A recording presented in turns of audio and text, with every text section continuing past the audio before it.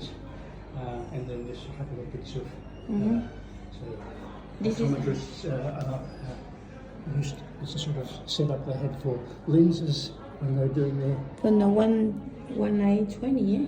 Yes, that's only 20 years. So, Yeah, that's new stuff. And Yes. then various Yeah. glasses. Yes. So some Is of that pair of glasses, yeah? yeah.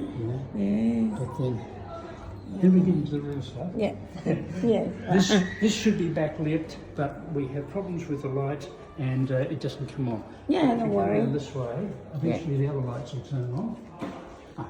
Yeah, so, it's so coming. we start here with the, that's basically what I'm saying, you'll probably get up there to a certain extent. So start here from the early stages. Optometry was really just people who sold ready-made glasses to anybody. The tile there is probably the oldest thing we've got, and that's of a street vendor. He would be just walking around selling. In very early stages, there was no measurement or anything. It was a case of try these, see if they work. And so this display here is very spectacular frames. all the styles, so the very old ones there, Old one, yeah? and then we come through to This is newer from the ones. 1850. Yeah, through to 19. Would you want, yes, Even up to 1850. well, the picture there of the lady and her grandchild.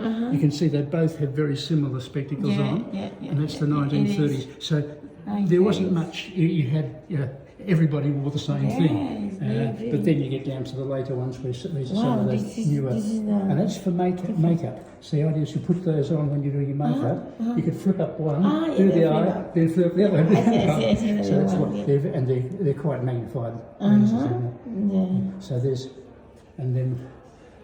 The ones in there are pince nose. These ones are pince nose, so they're little. They just pinch on the nose. They've got no side, nothing inside. Not particularly stable when you're wearing them. But and then other things like lunettes. This is from the movies. Yeah. From the movies, Oh, like this. yeah. So lunettes. Nice, wow. And there's the old monocle and various folding type glasses there, and then some of the things like sunglasses and special. And the sunglasses. And Small safety sunglasses, glasses. And some safety glasses. Some of those will be safety glasses as well. And then cases. The cases. So that one, the design is tiny pieces of straw stuck together to give the during the 1800 early 1800s. Wow. A lot of them were done by prisoners of war, French prisoners of war in England during the time of Napoleon. So the prisoners of war were taken over to the UK, and one of the things to while away their time, they used to do these very intricate designs. Yes, nice. But then, Is it really for England, it would have been from England. The ones with the chains. In the middle, with a knife. No, it's a clip. It's a clip. It goes onto your belt. It's a clip. It's funny. A lot of women would have had those. There's pictures we've seen of people working in a kitchen where they have their knives and all things hanging on their belt and their glasses case. Different sorts.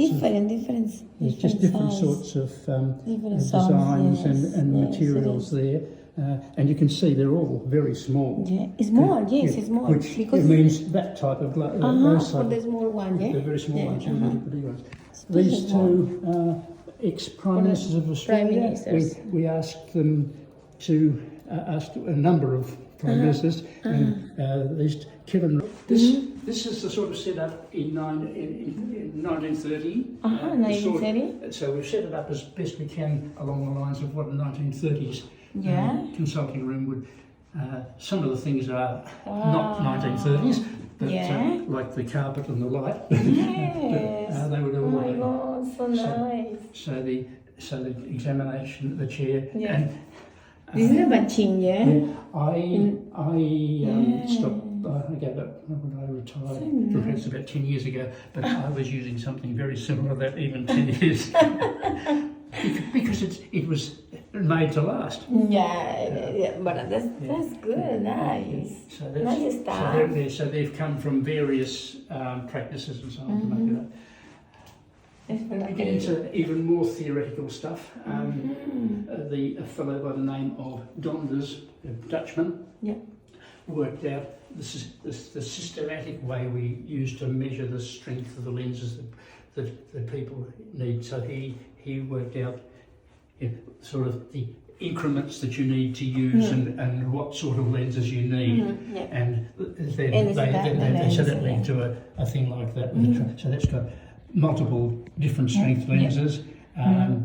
That assumed that just an ordinary lens would focus things, but the eye is not necessarily perfectly spherical. It's can be more like the old Aussie rules football, which means you need a lens that's stronger in one direction than another, and that means the astigmatism lenses which are then were added until you get big cases like that, which has got everything in it. Measuring astigmatism was a bit tricky. People tried, because if you have astigmatism, the orientation of the lines on that chart would be clearer for some than others. Or you could use an instrument like that big thing there, which was designed, and then about the same time, then into different ways. And so these have got lenses, all in there, and you turn the dials to so instead of taking them in and out of a trial frame sitting on the nose, you and the other instruments here, you can make estimates of the strength of the lens by using a light shining a light into the eye, and they're the instruments called retinoscopes which do that. I see that. And then we get into some of the spectacle making stuff at the time.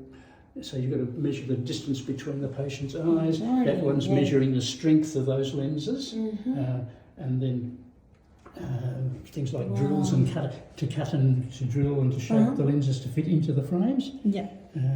In the scissor. The scissor.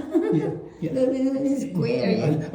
That was with that big long thing with glass lenses. They used to cut them down to shape. You actually use that thing, that pair of pliers, and you go around the edge of the lens and